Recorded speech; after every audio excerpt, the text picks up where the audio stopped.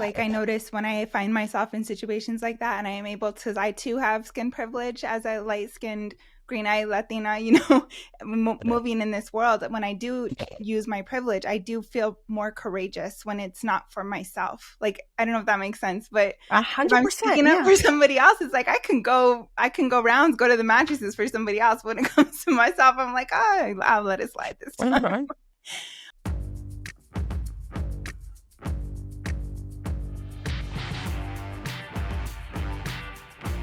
Hello, everybody, and welcome to this episode of the Framework Podcast. I'm your host, Ana Trujillo Limón, and this month on Framework, we're talking about executive business coaching. And today I'm excited to be joined by Dr. Ana María López Caldwell, inclusive leadership consultant and executive business coach. Dr. Ana María, thank you so much for making time for me today. Anna, it is so nice to get to chat with you today. Thank you so much for having me. I'm excited to get to talking. Yeah, for sure. So first, before we kick off, tell our listeners a little bit about yourself, what you do, how you got into executive business coaching. Absolutely. So hi, everyone. My name is Dr. Ana Maria. I am an inclusive leadership coach and consultant. So I work with organizations and individuals to support them in all things leadership, all things interpersonal dynamics, and also cultural competency and equity. I have a PhD in Latin American Studies, and I have experience as an executive myself, and now as a consultant. So I got to this because when I was an executive, I had a coach who really helped transform my experience, and it was really, really supportive. And I was like, I feel like I could really enjoy this, and well, here I am. Awesome. So do you work across different sectors, or do you tend to focus on one particular sector? I do work across many different sectors. Like I've worked with nonprofits, for-profits, education organizations, venture capitalist firms, you name it. Awesome. Yeah. So sometimes we like to kick our episodes off in a fun way and ask a question that's not really on the list and not really relevant to the overall topic, but we're always curious about your first money memory. So what was your first money memory growing up? I really liked money when always. And when I was little, I remember I was like 5 or 6 years old. And I would ask my parents to take me. I was in Colombia, I was in Bogota, and I would ask them to take me to a local little kind of like a dollar store type place. And I would spend, let's say, like the $20 that I have. This was all in Colombian pesos. And I would buy, a series of items. And then I would go back to my street and I would resell it to all of the parents in the neighborhood, to the point that some of the neighbors that lived 2 doors down, if they saw me on that street, they would cross to the other street to try to avoid me. And they would tell my parents about it. Great. So I started hustling at an early age. It's always fun to hear the entrepreneurial stories that come from that question. And so, yeah, for sure. I always tell the story about this one time we had a big apricot tree in my backyard growing up. It's still there. But I used to package all the apricots and go around and sell them in the neighborhood. And so I tried to have, repeat customers, but I would not wait long enough before. So I would go similar. They were like, oh, don't answer the door. It's her. She's going to try to sell us some apricots. So I love it. So yeah, let's get down to business then. I'm sure you heard this news. I was in Omaha last week and I was in the Uber and listening to NPR, and the news came up about, it was a study from S&P Global Market Intelligence that found that the representation of women in C-suite roles has actually fallen for the first time in like 20 years. But, in financial services specifically, there are a lot of companies who are actually increasing representation of women, specifically women of color in C-suite roles. So I have a couple of questions that stem from this that I want your perspective on. And the first one is, what can companies do to be more welcoming for women of color, specifically coming into the C-suite? That is such a great question, Anna. And I would say clarity. Something I notice so often when working with clients is that there may be a lot of nuance, a lot of nebulous ways in which power moves and in which things could happen, like promotions, like hiring, like even providing feedback. And for folks who hold marginalized identities, it becomes so much more difficult to decipher those invisible ways in which power moves, even when leaders in an organization don't mean that for that to be the case. And so the number one rule is go back through all of the policies and processes that you have and figure out where are the gaps, what are the things that need to be spelled out. And one of the common areas of pushback that I get back is, well, we're a small organization and like things may vary from time to time. Or, like we don't want to get too specific about this because it may change or whatever it may be, right? If that's coming up for you as a leader, I would challenge that because that's already a symptom of how that power may show up that is going to inherently benefit some people more than others. And there are ways to come up with systems that will give you the flexibility to make sure that you're still accounting for those areas where you may have concern about like committing to something with a specific system. Mm-hmm. So clarity across the board. And then the second piece is over communicate. When in doubt, if you don't know if something is going to be relevant or not, share it anyway. People really can benefit from having access to information in an organization, and it's really easy for things to fall through the cracks otherwise. And I think that leads to like a culture of trust too, like not just with the C-suite and middle managers, but at the employee level across the board. Like the more transparent your organization is, the more your employees are going to trust, that what you say you're going to do, you're going to do. So I like that element too, bringing that into it. But the second question, the second question based on that research study is what are, shifting to the leader side of it and the experience, what are some common barriers that, leaders from marginalized backgrounds and C-suite positions face, specifically women, and how do you advise they overcome them in your practice when you're working with these types of leaders? Absolutely. So there are two categories of barriers, the way I think about it. One category is the very external and organizational barriers that may exist for people with marginalized identities. So as a woman or as a woman of color, what somebody may experience microaggressions, they may experience biases in the organization, systemic oppression, racism, sexism, right? And this could show up in a policy like maternity leave, for example. So those are very discrete ways in which there are barriers within the structures of an organization and the organizational culture or within the context of our society. And then the other category that's really important to pay attention to and that we don't often do is the internal and personal category, where beyond those external barriers that we're talking about, there are also internal barriers that could even make it more difficult for those leaders of color, for those women of color. So, for example, that idea of imposter syndrome or not having access to specific ways in which power moves within an organization and like feeling insecurity or not like be willing to like take specific risks because of the history that person has had, that may prevent them from that.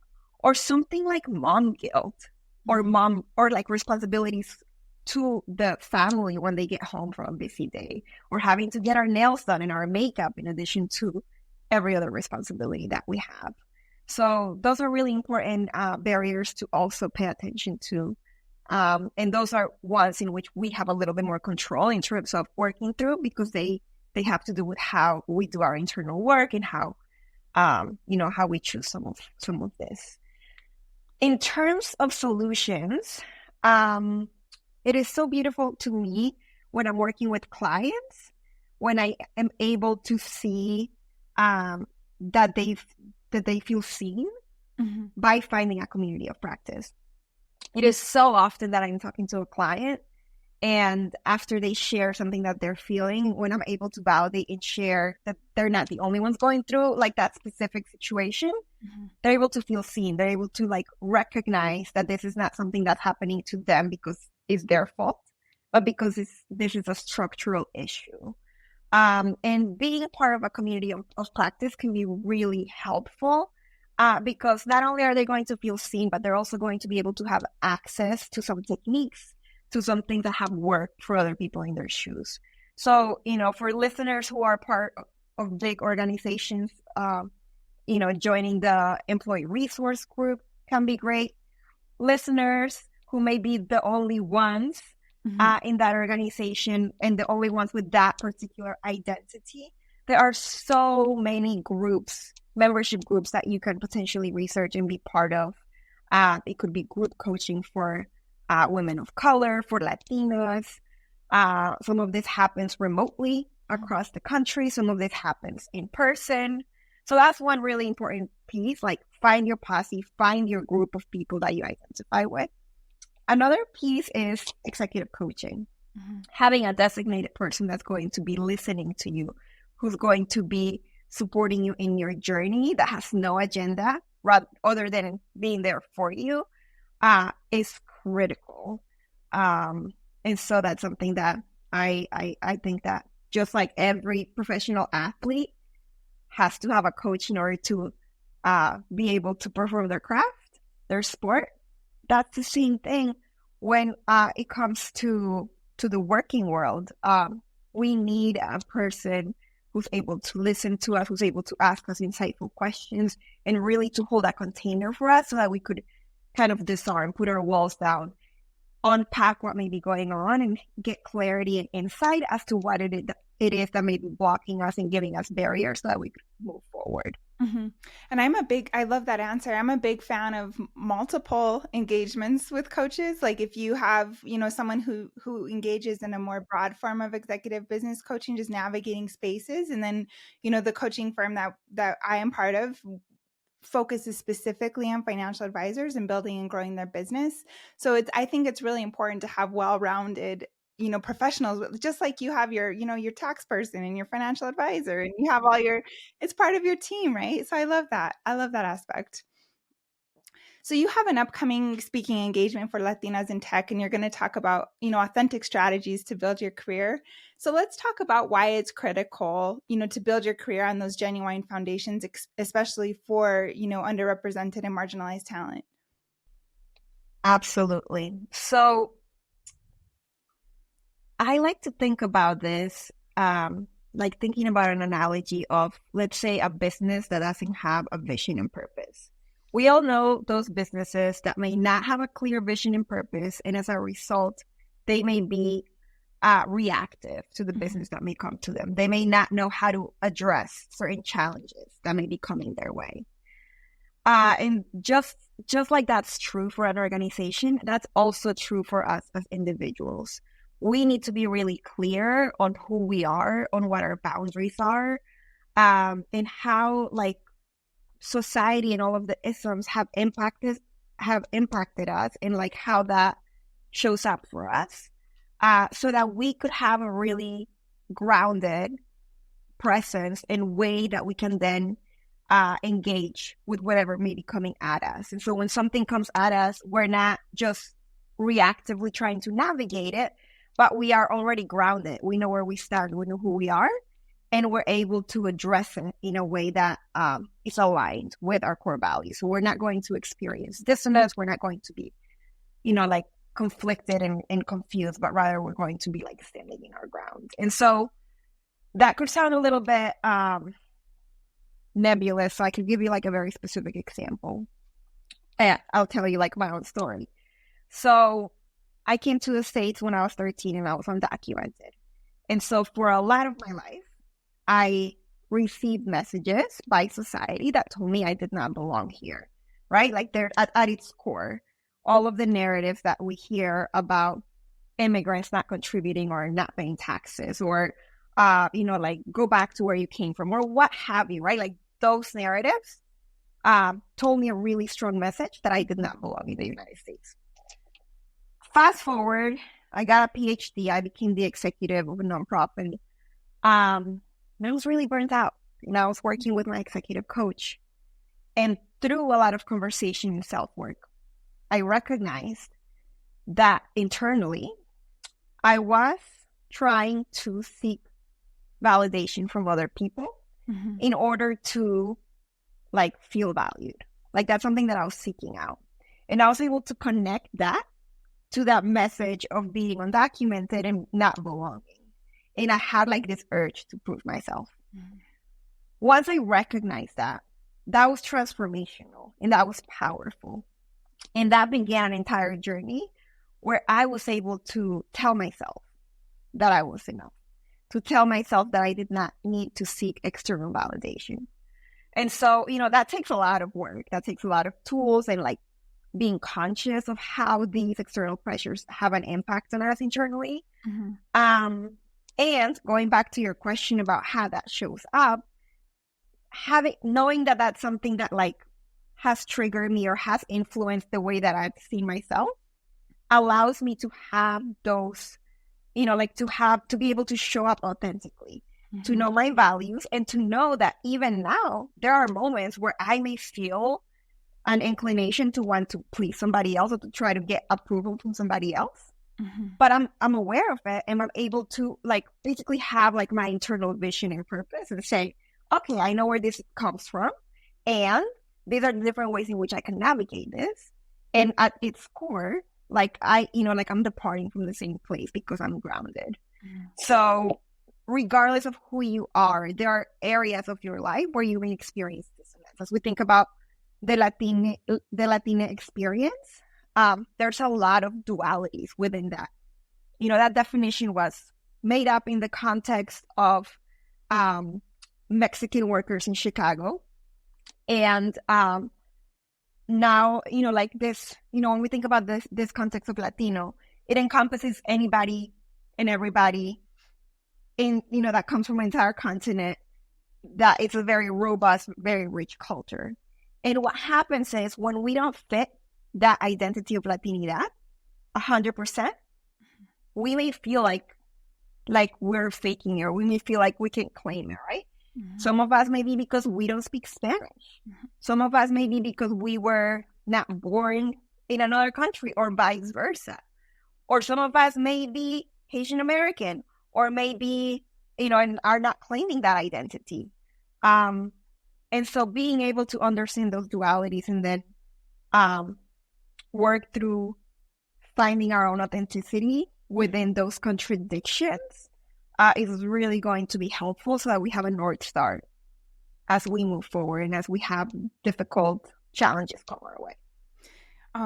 So we are big believers in setting the vision, right? Here at Carson Coaching, we have what we call the blueprinting guide, and it starts with, you know, setting the vision for yourself, for your life, what you want your life to be. And it does have that values exercise, like what are my values and who, and I think that's such an interesting thing, because I think they change as you constantly have to revisit the blueprinting process and do a pulse check on your values. Are they the same? Have they shifted in any way? But the point you brought up about the external validation, I want to revisit that for a second, because I think that's so important. And I think we've talked about this before in a different context, but the way the universe kind of presents messages to you and you keep seeing them. I read this book by Mark Manson. Compliance won't let me say the whole name, but it's The Subtle Art of Not Giving an F Word is the name of the book. And he talks about that. When you're feeling that kind of cognitive dissonance, he didn't use that word, but like when you're feeling that way, and examine those values and see, like, am I looking for external validation? Are these bad values because I have no control over them? Like if one of your core values or whatever is, I want people to like me. Well, you have no control over that if people like you or not. So it's like, that's a bad value. You need to re-examine that. You need to replace it with something that you can control. So I love that you brought that up. That's so important. You know, and going back to the authenticity part, I've talked with a lot of people in our industry who come from different backgrounds. And a lot of the time I'm hearing common themes of, no, I don't feel safe to be who I am at work. I have to, you know, have a different persona. And I am one of those people. I admit here on the podcast, like the version of me that I present professionally is not my authentic self. Like I just don't feel safe. I don't feel like I would be welcomed, or nor do I feel like it would be a safe thing for me to do in this industry. And I know that's an easy thing for a lot of people who come from mainstream culture to be like, yeah, I could be who I am. I'm authentic. And I so love that for them, but I'm not one of those people. Like, I don't feel like our industry is a very safe place to be authentic. So for people who do feel the way I feel and are kind of having that different code switching persona, what is your advice to people like me and others who I know are out there, because I've talked to them about it before? Absolutely. Wow. Well, and thank you so much for your candor and for, for sharing so vulnerably in this space. I appreciate that. Trusting me with that information. And that's not an easy place to be. And I would say that there's also not an easy answer. Mm-hmm. And what happens and what I've noticed with clients is there are people who may not feel like they are their authentic self. Mm-hmm. And who may be looking for small tweaks and strategies for being able to stay within their industry, within even the current employers that they have, and be able to shift some things about the way that they're showing up that is going to allow them to be okay with how they're showing up in that space. So, for example, I'm working with a client right now who does not feel like she can be her authentic self, and she has experienced a lot of microaggressions in the workplace, and she has brought them up to her supervisors. And the part that's really difficult for her is that people are not, like, the supervisors have not kind of like closed the loop or told her how they were addressing the situation. And so for her and her value system, she wants to work at a place where she feels like at least if she brings something up, her supervisor is going to respond and like give some sort of resolution. Yep. And so for her very specific needs of like what she values, we're working on how she's going to follow up with the supervisor and ask for this in a proactive way when there's like nothing happening right now, but it's more like, hey, this is important for me moving forward. How can we collaborate so that there's like some sort of resolution if this happens? Mm-hmm. Now, something important to point out here is that should not be my client's responsibility, right? Like if we are experiencing that we're not feeling authentic, or if we're experiencing any kind of microaggression, like it should not be on the person to do it. And she has the agency to choose how she moves around a specific situation, and that's what she wants, right? And so in her specific case, she wants to give the organization a chance. She's not willing to necessarily move.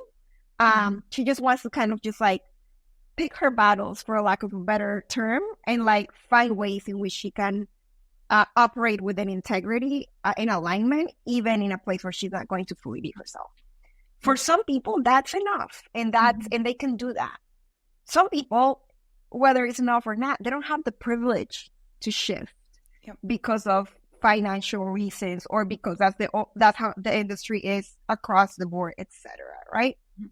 I have other clients who have not been able to be authentic, and at first they just kind of look the other way.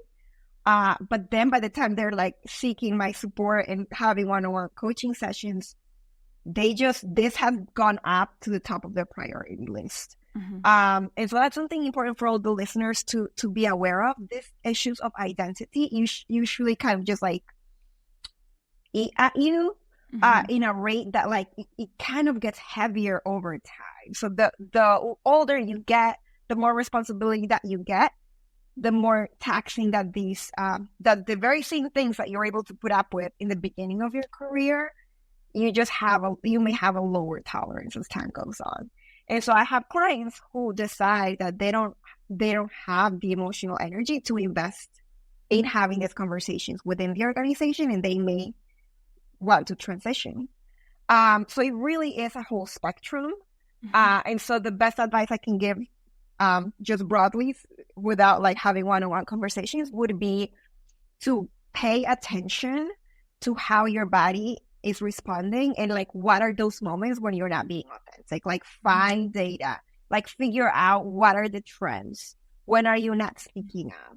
When are you feeling the need to code switch and you can't? And that data usually will tell a bigger story of like what's at its core and how you could potentially find a solution, if at all, within your organization. I leave it to a doctor to have a data-driven method, right?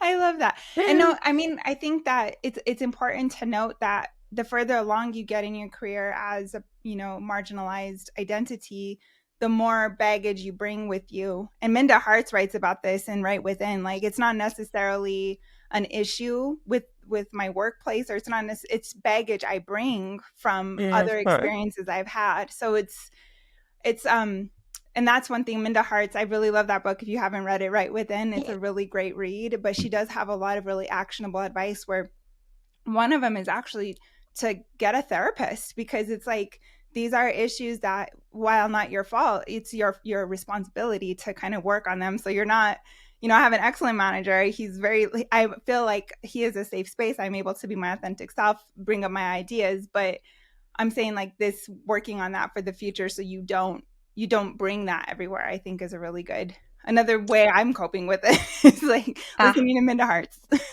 I love that. That's a really, really good point.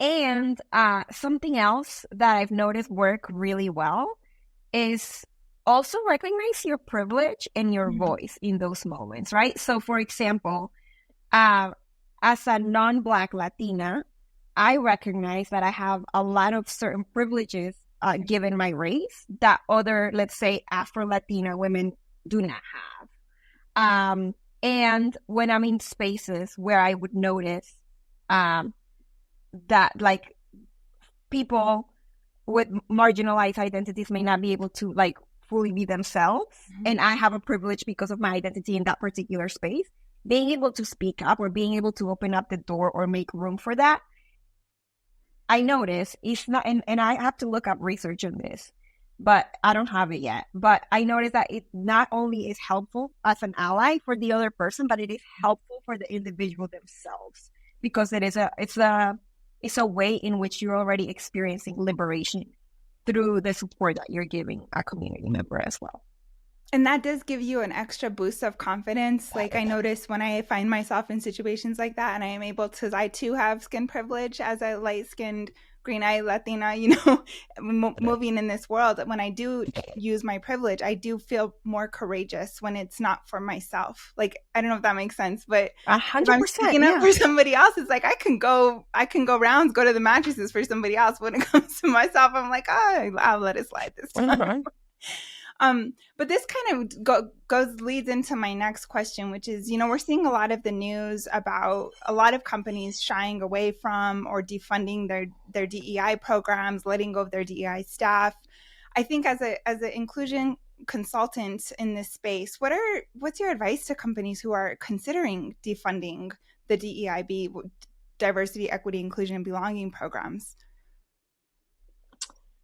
It's just simply not a good idea from any angle, right? Like, we know that employees who feel like they belong are going to be higher performer.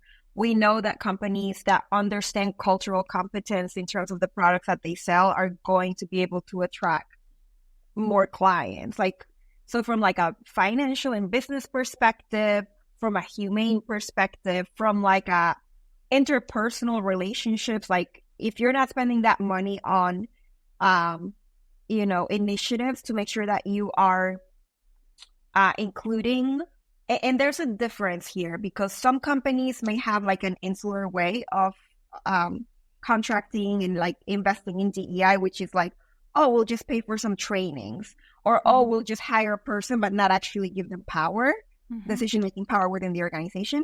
That's just going to be a cycle, and that's just not going to ultimately change the culture, right?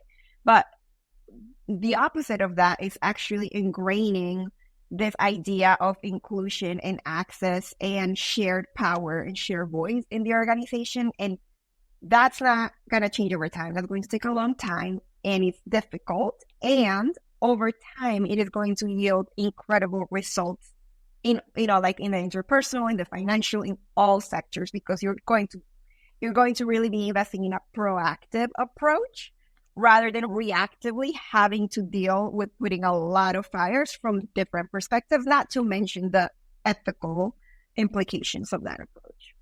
It's almost like you're building an infrastructure when you have these programs in place versus like the proactive nature of it versus like there's a meme out there with a big water tank and there's like a leak in the water tank and they're just putting tape on it, just it's similar to that. And if Mark Cuban says this all the time, like everybody loves Mark Cuban, right? Like he's very adamant about this is a good business move in general. So I thank you for that perspective. So as we start to wind down our interview, what's one takeaway from today's session that you hope our listeners can implement in their practices right away? I would say to keep a log of moments in your everyday life when you are feeling like you cannot be your authentic self. It sounds simple, but it is really difficult to kind of nail down the data and understand what may be at its core for you. And so even if you're not planning on engaging with a coach right now, or even if you just like exploring, this is something that you could do as early as when we are done with this call, is to begin tracking those moments for yourself, to figure out how you can really, because from my perspective, when you are able to be your authentic self is when you really can thrive, and when like you're able to experience a level of joy and fulfillment that otherwise is just not accessible. And so it is worth every minute of investment. That's beautiful. I'm going to get me a journal and start recording right after this. I love it. So Dr. Ana Maria, it's always such a joy to talk to you. For people who hear this episode and want to engage with you or talk to you, connect with you, what's the best place for them to do that? Yeah, you could go to LinkedIn and look me up as Dr. Ana María López Caldwell and send me a direct message or follow me. You could also find a link to my website, sign up for my newsletter. And there's also a link there for you could, if you want to have a consultation call and just get to chat a little bit more. I welcome any kind of conversation, even if it's just like, hey, this is or resonated, or like, hey, I wish you would have talked more about blah, blah, blah. Like, bring it all in. Feedback is good. Yes, feedback. We talked about that the last time we chatted. I love it. Okay, so listeners, as you start to map out your fall conferences, put Excel on your list. This year, we're going to be in the magical Orlando, Florida, and we hope to see you there. Visit us at excelconference.com. That's Excel with 2 L's, and register to find out what magic is in store for you. Once again, Dr. Ana Maria, thank you for joining me. Listeners, I'm so grateful as always. Thank you for tuning into Framework, and don't forget to subscribe so you don't miss an episode.